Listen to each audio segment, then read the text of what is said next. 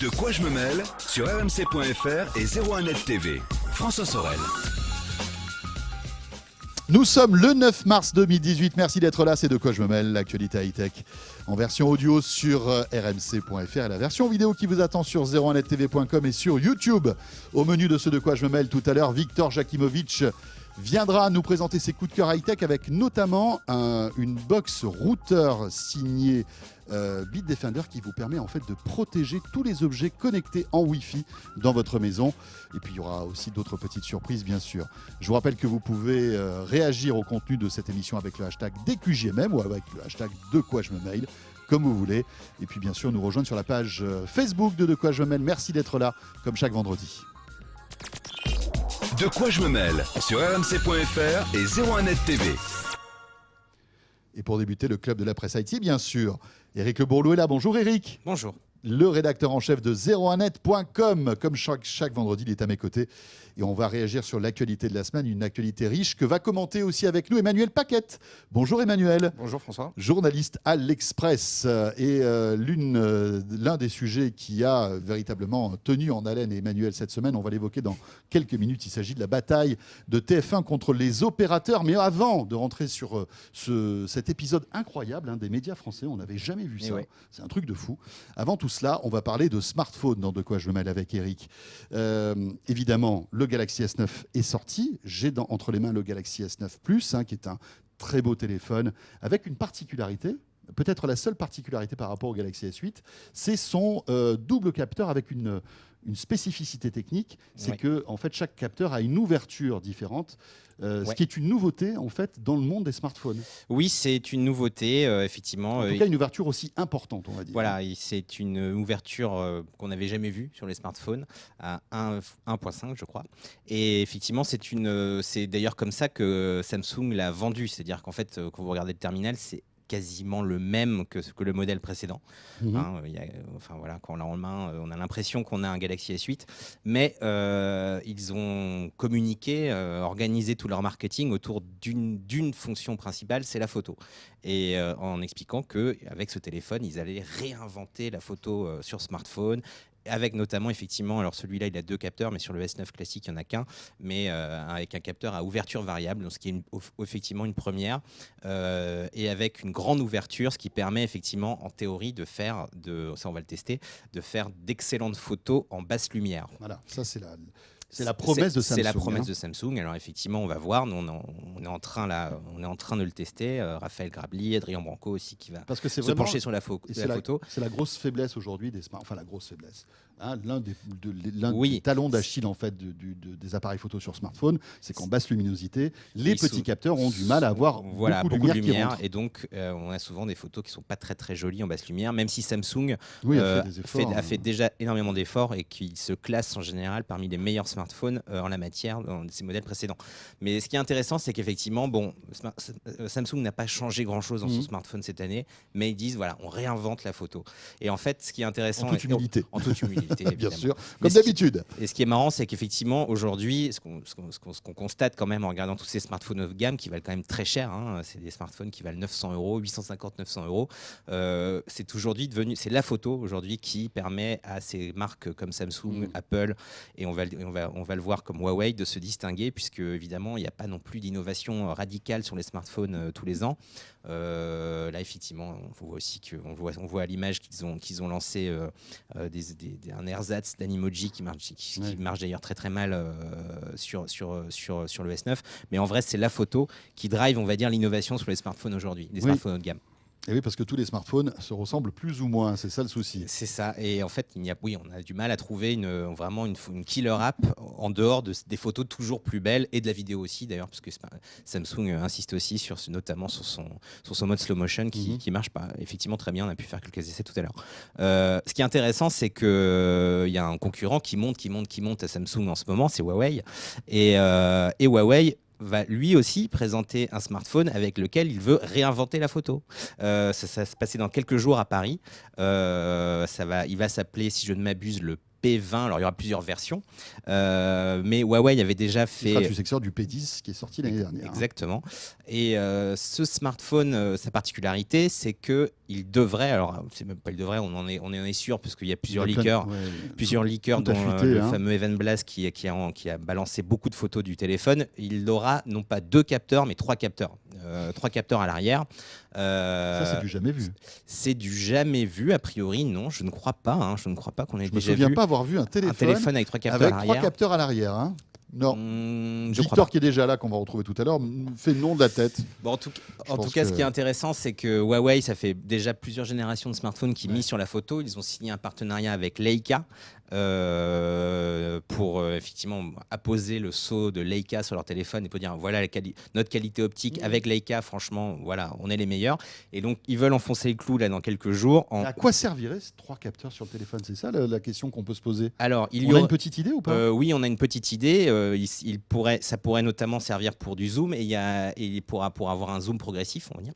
Et il y a aussi un capteur noir et blanc qui pourrait. Il y avait déjà un capteur noir et blanc sur les Huawei, et effectivement, ce capteur noir et blanc pourrait effectivement encore améliorer le piqué et les couleurs sur certaines images. Mais ce qui est intéressant, c'est de voir que finalement, Samsung et Huawei, qui est devenu maintenant son gros rival sur Android, vont miser. Apple, bien sûr, mais qui joue un peu dans une autre catégorie. Équipe, hein, oui. Et surtout, ils sont pas sur Android. Et là, c'est deux. Bon, il y a aussi Google qui n'est pas arrivé en France, mais Google, quand ils ont lancé le Pixel, ils ont aussi également misé sur la photo. Et là, on va voir dans quelques jours donc arriver ce smartphone qui, sans doute, peut-être, on va voir, on va le voir avec les tests, va peut-être ringardiser très vite le Galaxy S9 puisque il va encore avancer d'un cran dans la perfection photo.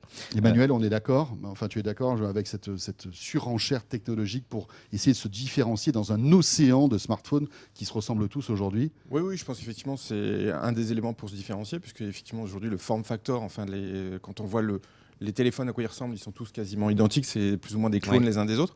En revanche, c'est vrai que maintenant c'est plus centré sur l'usage, et c'est vrai que l'usage notamment des plus jeunes, c'est aujourd'hui Snapchat, c'est aujourd'hui Instagram, et donc là il faut les plus jeunes en tout cas, c'est peut-être moins vrai pour nos générations, mais adorent se prendre en photo, faire des stories Instagram, des stories Snapchat, et pour ça ils ont besoin de se mettre en valeur, de se mettre aussi en situation avec des scénarios qui peuvent évoluer, notamment tu parlais tout à l'heure de noir et blanc, de faire des choses dans du clair-obscur ou des choses comme ça. Ouais. Et donc ils ont besoin, eux, pour driver en fait leur utilisation de Snapchat ou de Instagram ou d'autres réseaux sociaux, d'avoir des capteurs les meilleurs possibles, et donc c'est adapté à ce genre de choses. Est-ce que c'est aussi peut-être pas le seul moyen d'attirer un peu le regard des consommateurs? Parce que finalement les écrans maintenant, ils sont tous beaux, les téléphones sont tous puissants, etc. Le seul petit truc finalement où il reste encore une petite histoire à raconter, où on peut peut-être séduire de nouveaux consommateurs, c'est peut-être avec la qualité des photos. Parce que le reste, il est 4G. Oui, c'est vrai que l'année dernière, on a vu, et on l'a vu cette année au Mobile World Congress aussi, on a vu la démocratisation de ces grands borderless, sans bord, etc., qui effectivement distinguaient il y a peu les smartphones haut de gamme de la concurrence. Mais aujourd'hui, vous avez des Wiko qui vont coûter 250 ou 300 euros, qui ont des écrans aussi beaux que les écrans des iPhones ou des Galaxy S. Donc oui, effectivement, c'est clairement la photo où il y a comment dire, du progrès à faire encore, puisque c'est vrai qu'on est encore très très très loin de ce qu'on peut faire avec un appareil photo, avec un smartphone, même si ça reste l'appareil photo principal de bien des gens dans le monde en fait aujourd'hui. Donc il y a encore matière à progresser. Il y a une évolution de la technologie des capteurs notamment, qui fait que ça c'est une technologie qu'on va voir progresser d'année en année. Et puis en plus on verra sans doute arriver des capteurs supplémentaires. Alors là effectivement on peut reparler de l'iPhone 10, mais l'iPhone 10 avait effectivement en façade un capteur de profondeur aussi, ce qui pourrait être utile aussi à l'arrière, et ça on pourra le voir arriver aussi bientôt dans des futures gammes de smartphones. Et puis il y a aussi l'utilisation de l'intelligence artificielle, puisqu'on sait que Huawei, toujours lui, va utiliser dans son P20 une puce qu'il a déjà intégrée dans différents smartphones, qui va permettre d'améliorer l'intelligence du capteur en pouvant analyser, on va dire, ce qu'il y a sur la scène, etc. Donc ça aussi, ça va être quelque chose qui va améliorer les photos à l'avenir. Tout ça en quelques mots, Emmanuel, pour terminer, dans un environnement de concurrence monstrueux et surtout une saturation du marché des smartphones. C'est-à-dire qu'aujourd'hui, le smartphone se vend de moins en moins bien d'une manière générale. Alors oui, Je c'est crois. vrai, c'est vrai pour les pays occidentaux. C'est moins vrai encore. Il y a des réservoirs de croissance, notamment en Inde. Ouais. Puisque Mais pas sur des aujourd'hui, smartphones haut de gamme qu'on évoque là maintenant, en non? partie, parce que quand Tim Cook se déplace à plusieurs reprises en Inde et que le gouvernement lui demande de fabriquer notamment les iPhones en partie là-bas, et qu'il est prêt à concéder de sa fabrication là-bas, ou quand il est prêt à dire sur iCloud, je suis prêt à mettre mes serveurs en Oui, Chine, En Chine, c'est qu'il est. ça veut dire qu'il se Ouais. dit que les réservoirs ils sont là et que du coup, il vaut mieux être bien avec les autorités locales de ces pays. Donc, C'est clair. non, il y a quand même Il y a un vrai encore, réservoir de croissance. Ouais. Et puis derrière, l'Afrique, c'est un moment ou un Mm. autre, elle s'éveille comme on l'attend. Voilà. Voilà, alors bon, maintenant, deuxième sujet d'actualité de cette semaine qui ne vous a pas échappé, tout le monde en parle, hein, alors ça va au-delà des sites et des médias d'information tech, c'est la bataille qui fait rage entre les opérateurs télécoms et TF1.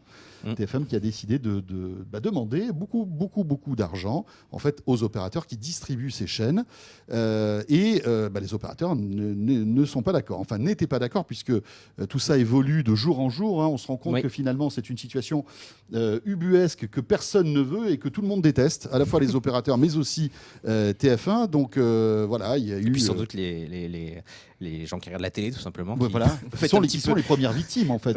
Oui, de ce oui, truc-là, c'est hein. vrai que tout à coup de voir une chaîne disparaître du jour au lendemain parce que à cause d'une querelle commerciale entre deux acteurs, ça doit être un petit peu embêtant. Alors moi, je ne l'ai pas subi, mais effectivement, ça peut être un Oui, petit tu peu n'es ennuyeux. pas le premier téléspectateur de TF1 quand même. Non, mais il n'y a je pas pense. que TF1 d'ailleurs, il y a Non. d'autres chaînes du groupe Bien sûr, TF1. il y a Voilà, TMC, il y a- enfin il y a les nouvelles TF1 séries, etc. Enfin, TFX. toutes les voilà TFX.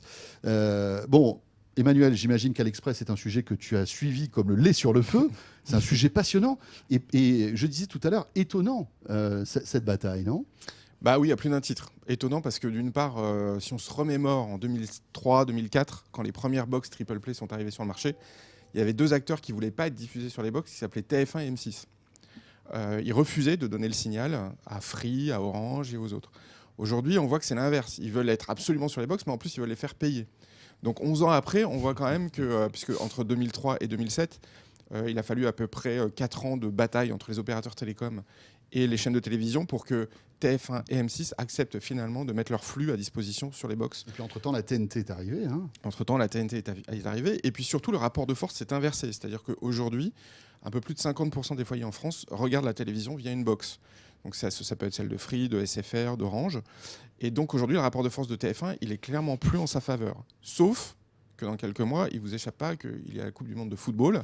Donc Qui est TF1, un petit événement, petit événement. Il va avoir quelques petits millions de spectateurs. Il se trouve que, étrangement, TF1 essaie de renégocier au moment où il va diffuser des matchs de la Coupe du Monde, et donc en disant que, très probablement, si les opérateurs télécoms et CanalSat, puisqu'on n'en parle pas beaucoup, mais CanalSat, via les satellites, ne distribuent pas la chaîne TF1 et les autres chaînes du groupe sans payer, à ce moment-là, ils pourraient couper le signal, et à ce moment-là, le rapport de force serait en faveur de TF1, puisque là, ne pas voir des matchs de Coupe du Monde, ça ferait un bruit énorme. Tu m'étonnes. La plupart des matchs sont essentiellement sur TF1. Alors restez avec nous parce que tout à l'heure, Eric va nous donner les solutions qu'on a à notre disposition pour malgré tout regarder TF1, que ce soit en direct ou en replay, hein. On n'est pas obligé de passer par la box, même si c'est ce qu'il y a de plus pratique, hein. Il existe d'autres solutions. Mais pourquoi TF1 est de plus en plus gourmand? Parce En que, fait, in fine, c'est que TF1 veut de plus en plus d'argent. Oui. Et c'est lié selon... Alors, il y a plusieurs choses. Il y a d'une part, ce que je disais tout à l'heure, c'est que les usages pour visionner la télévision sont en train de basculer sur les box, massivement. Alors qu'avant, c'était l'antenne râteau avec la TNT. Donc, TF1 se dit, vu les changements de consommation, eh ben, nous, on va peut-être essayer d'apporter des éléments en plus et essayer de les vendre aux opérateurs. Parce qu'il faut dire que dans la renégociation globale, il y a effectivement les chaînes gratuites. Mais TF1, pour justifier une hausse de prix, eux, ce qu'ils espéraient visiblement, c'est 20-25 millions d'euros par chaîne. Aujourd'hui, ce qu'on entend, c'est plutôt 10-15. TF1 voulait apporter de la 4K, du replay, tout un package de services additionnels pour justifier. On va dire premium, entre guillemets. Voilà, ce qu'ils appellent premium. En plus de la chaîne, du flux de la chaîne traditionnelle. Traditionnel, exactement. Parce que cette chaîne, elle est gratuite, d'accord? Elle est gratuite pour ceux qui la regardent via la TNT, parce qu'elle est financée, et on le sait, si vous regardez TF1 par la publicité, parce qu'il y en a beaucoup. Oui. Donc c'est quand même assez contradictoire de la part de TF1 de vouloir vendre cette chaîne, Ouais. alors qu'elle, sa convention via le CSA, c'est une chaîne gratuite. Exactement. Financée par la publicité. Donc, elle a un Exactement. modèle économique et qui est rentable. Exactement. Sauf que la manne publicitaire a tendance à diminuer. Et donc, toutes les chaînes de télévision, un peu comme la presse écrite, on essaie de trouver des relais de croissance. Où est-ce qu'on peut gagner de l'argent en dehors de la publicité? Et un des axes de TF1, c'est celui-ci. Et c'est la plus grosse chaîne aujourd'hui qui a les moyens de faire plier les opérateurs télécoms. Alors, on va faire un petit point quand même. SFR a signé. Oui. Donc, sur tous les abonnés SFR ont les chaînes TF1, bien Exactement. sûr, mais Plus aussi tous des les services services premium de TF1. Bouygues Télécom a signé. Bouygues Télécom. Bon, C'est pas très étonnant. C'est le même groupe. C'est le même actionnaire. C'est disons. ça aurait été très Ah oui, drôle. ça aurait pu Franchement, être marrant, très drôle que effectivement, la Bouygues petite Télécom dise bisbille non, entre on TF1. veut pas la chaîne TF1, c'est vous demandez trop d'argent. Ça serait quand même assez drôle. Exactement. Alors, les points noirs, c'était Canal+, CanalSat, Free et Orange jusqu'à hier, Ouais. puisque Orange a enfin, après une longue bataille Exactement. médiatique, même assez violente, hein, C'était assez violent, ouais. voilà, ils ont malgré tout trouvé un accord. Hein. Mais à la baisse. Oui, bah, en tout cas, après, je sais pas, ils ne donnent pas, je crois, les détails Non, ils donnent pas les financiers, détails évidemment, financiers. de cet accord. Mais effectivement, ils ont annoncé hier soir, un petit peu à la surprise générale, qu'ils avaient signé un accord avec TF1, avec dans le package, c'est ce que disait Emmanuel, on va dire du cadeau bonus pour les utilisateurs d'Orange, notamment des matchs en 4K pour la Coupe du Monde. Et ça, c'est quand même aussi la 4K, ça va être aussi quelque chose d'assez énorme sur cette Coupe du Monde. Je pense qu'il y a beaucoup de télé 4K qui vont se vendre cette année. Et puis effectivement un accès privilégié au replay, etc. Donc effectivement ça participe de cet accord, on va dire premium, et un package qui serait un peu plus intéressant que simplement diffuser les chaînes de TF1 de façon basique, quoi. Et puis en plus, donc, je crois qu'il y aura des séries en replay qui seront de manière plus longue. En fait, vous savez que le C'est ça, replay, en général, c'est 7 jours, après ça disparaît. Exactement. Et là, ça restera, enfin, on pourra imaginer, par exemple, avoir tous les Joséphine Ange Gardien, si vous voulez, de manière indéfinie sur votre box. Et puis il y aura aussi des chaînes, notre vie. c'est clair. On est d'accord. On est d'accord. Et aussi des chaînes décalées, notamment une chaîne qui s'appelle TF1 plus 1, donc qui permettra d'accéder au programme de TF1. Enfin, c'est pas l'éditorial qui est décalé, hein, je tiens quand même à le oui, préciser. c'est juste la C'est programmation. simplement l'horaire. Hein. Voilà, il faut quand même. C'est pas ça TF1. reste des programmes. Mais classiques derrière, de TF1. il y a quand même un risque, c'est qu'en fait une boîte de Pandore soit ouverte, c'est-à-dire que M6 s'engouffre, parce que pourquoi M6 ne ferait pas la même demande Bien avec sûr. les chaînes Oui, W9 parce et que autres. c'est TF1 et TF1 Exactement. c'est même combat. Hein. Et je vous signale aussi qu'il y a une chose qu'on ne sait pas, et là pour le coup moi-même je ne le sais pas, donc je le dis en toute hypothèse, mais il est fort probable que le groupe SFR qui possède aujourd'hui les chaînes BFM Business, etc. Il y a SFR Sport aussi. demande une compensation pour être distribué quand même sur les chaînes, sur les box Bouygues par exemple. Donc on ne sait pas, on sait à peu près combien chacun va verser, mais on ne connaît pas les retours de ce que les diffuseurs eux-mêmes vont demander à d'autres opérateurs télécoms. Et là, il va y avoir des tractations, à mon avis, assez intéressantes dans les mois qui viennent. Donc c'est pas fini cette histoire-là. Ah non, je pense que TF1 est le début. Je vois pas pourquoi M6 ne le ferait pas. Mais Et oui. tous les autres groupes Mhm. aussi. Oui. Bon, Canal, ça risque d'être compliqué parce que déjà on les paye, donc on paye un abonnement. Ah oui, mais donc, ils ont quand même C8, CNews. Oui, enfin, c'est vrai. pardon. Oui, tout à fait. Oui, j'ai oublié les nouveaux noms parce qu'ils changent tout le temps, mais non, c'est ça. Non, ça, c'est ça, C8, c'est c'est bien. News. en Donc effet. il pourrait demander une compensation. Star, enfin, voilà, il pourrait tous ces demander à trucs-là. Bouygues Télécom Oui, oui. une compensation pour distribuer ces chaînes. D'ailleurs, c'est peut-être aussi au cœur des négociations Je qu'il y a pense. actuellement. Je pense. Je pense aussi. Hein.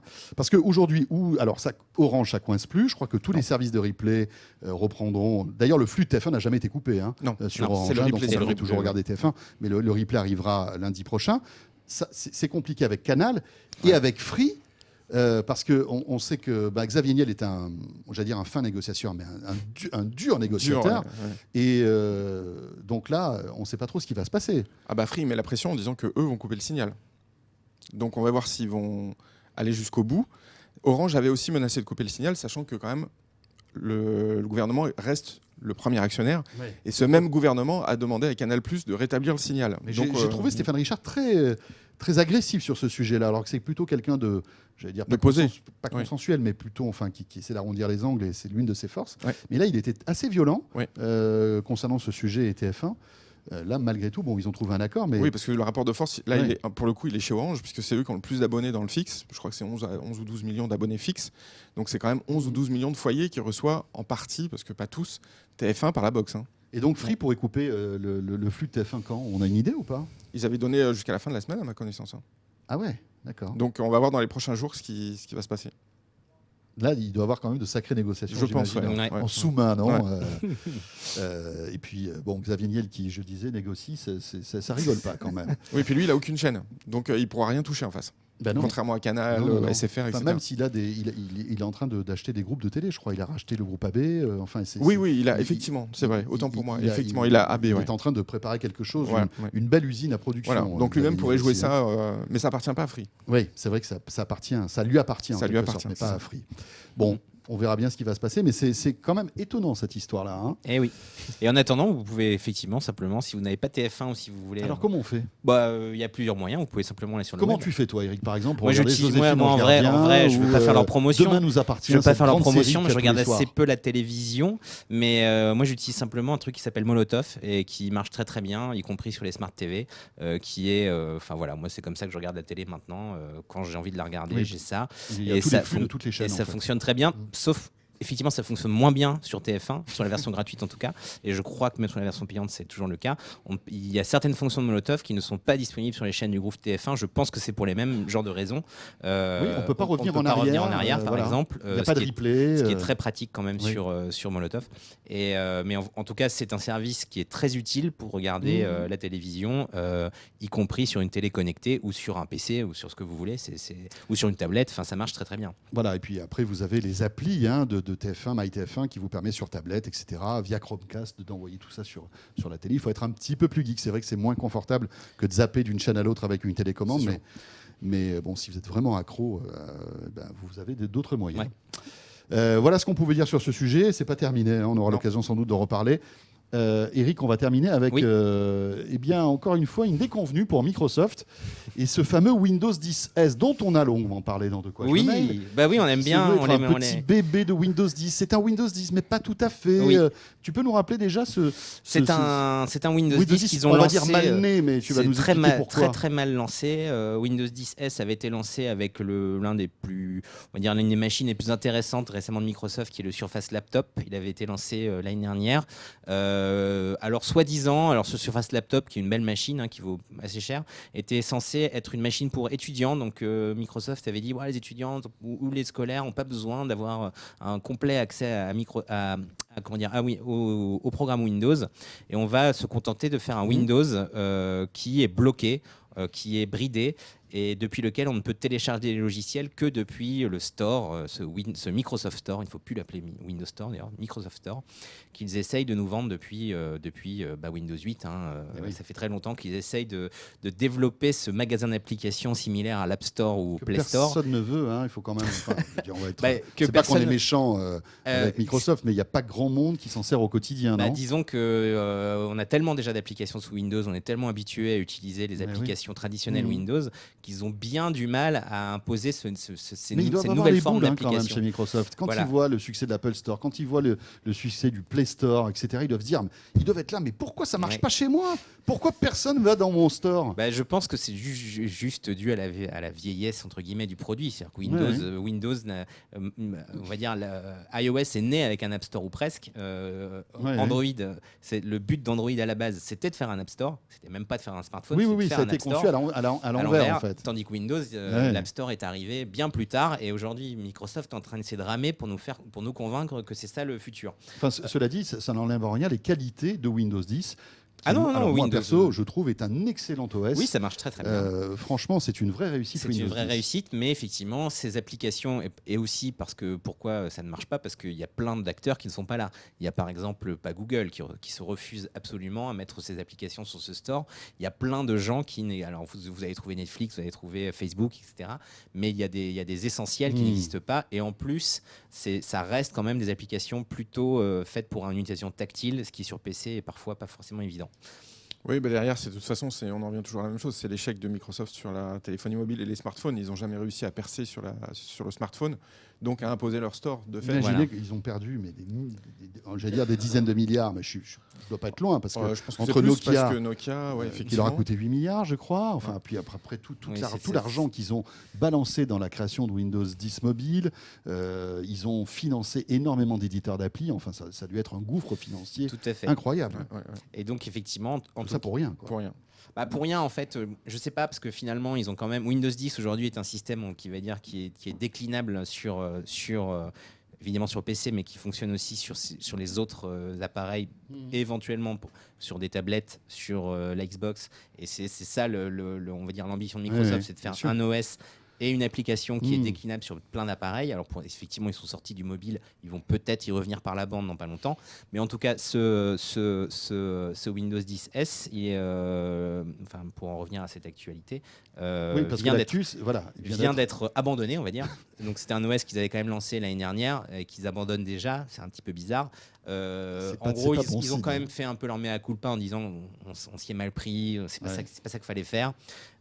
Et du coup, il ne va pas être complètement abandonné, il va être transformé en mode pour Windows 10, c'est-à-dire que les gens vont pouvoir, les utilisateurs vont pouvoir choisir sur leur Windows 10 s'ils veulent ou non. Ça va révolutionner leur Windows. Ça. J'imagine beaucoup de gens choisir entre Windows 10 et Windows 10S. Franchement, c'est un enterrement en grande pompe, quoi. On va dire, oui, peut-être qu'ils espèrent encore que des gens vont préférer la quelques salariés simplicité, Microsoft, c'est ce qu'ils disent, c'est la simplicité, la rapidité, etc. Le fait que c'est tranquille, puisqu'on peut pas, a priori, on peut moins choper de virus, bien que ça, je dois en avoir, que sur un Windows classique. Voilà, ils espèrent ça, mais en vrai. Effectivement, c'est peut-être un petit enterrement pour Windows 10. En tout cas, Windows 10S, attention. Windows 10S, Windows 10 se porte très bien. Oui. Mais surtout qu'il y avait quand même des PC qui étaient vendus avec ce Windows 10S déjà, et que c'était en fait aussi un OS fait pour les PC vraiment d'entrée de gamme, des PC à 200, 300 euros, puisque si je ne m'abuse, la licence était aussi moins chère. Oui. Et puis il fallait payer pour passer à Windows 10. Et il fallait payer. Alors oui, il y avait sur le Surface Laptop, c'était gratuit pendant un an, puis c'était $50. Mais là, vous inquiétez pas, ce sera gratuit plus pour passer de Windows 10S à Windows 10 si on le souhaite. Donc voilà, mais effectivement on peut dire que Windows 10S, ciao quoi. Est-ce que c'est le premier gadin pour Satya Nadella, non, depuis